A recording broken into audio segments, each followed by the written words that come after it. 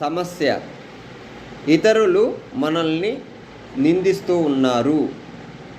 ఆ నిందలని నేను భరించలేకపోతున్నాను. ఇది సమస్య. సమాధానం. ఇతరులు మనల్ని నిందిస్తున్నారు. ఆ నిందలని నేను భరించలేకపోతున్నాను. నాకు ఆ నిందల మూలాన మానసిక ఒత్తిడికి నేను ఎక్కువగా గురవుతున్నాను. ఇది దాని సమాధానం. మరి ఎలా? ఈ సమస్య నుండి మనము బయటపడేది ఎలా? ఎదుటి వాళ్ళు మనల్ని నిందిస్తున్నారు అంటే, ఒకటి, మనం చేసిన తప్పు ఒప్పులను వాళ్ళు గమనిస్తూ మనం చేసే పని వలన జరిగే తప్పులను వాళ్ళు మనల్కి ఎత్తి చూపిస్తున్నారు. దీనివలన మనకి మేలే జరుగుతుంది. ఎందుకంటే ఎవరో ఒకళ్ళు మన తప్పు చెప్పకపోతే మనం తప్పు తెలుసుకునేది ఎలా? అందుకని చెప్పి దీన్ని సాధారణంగా స్వీకరించవచ్చు ఈ నిందని. కానీ అనవసరంగా నిందిస్తున్నారు. దీన్ని మనము స్వీకరించాల్సిన అవసరం లేదు.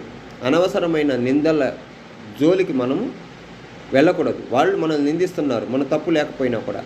అటువంటప్పుడు మనం చేయాల్సిన పని ఒకటే, ఆ నిందలు చేసే వ్యక్తుల నుంచి దూరంగా జరిగిపోవాలి. మనం అక్కడ ఉండకూడదు. ఒకవేళ ఉన్నా కూడా మనం మౌనం వహించాలి.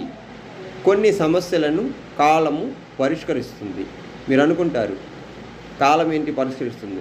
అదంతా చాలా తప్పు. ఎందుకంటే కొన్ని సమస్యలు కాలం వచ్చి ఖచ్చితంగా గమనిస్తుంది, ఆ సమస్యను పరిష్కరిస్తుంది. ఎందుకంటే నువ్వు మంచివాడి అయి ఉంటే, నీ తప్పు లేకుండా నీ వైపు చెయ్యి ఎత్తి చూపించిన వాడి చెయ్యికి ఖచ్చితంగా నువ్వు పలానా ఎట్లాంటి వాడువో అన్న విషయాన్ని బహిర్గతం చేసి నిన్ను సాక్షిగా నిలబెట్టి నీ మంచితనాన్ని గొప్పని తెలియజెబుతుంది. ఇది సమాధానం.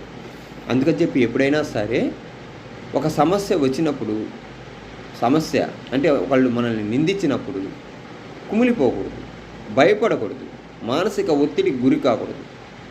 సగం సమస్యలకు కారణం మన మానసిక ఒత్తిడి. అవతలవాడు మనల్ని నిందించాడు అన్న ఆలోచన పదే పదాలని మనం తొలిచివేయటం వలన మనము మానసిక ఆందోళనకి గురి అవుతాము.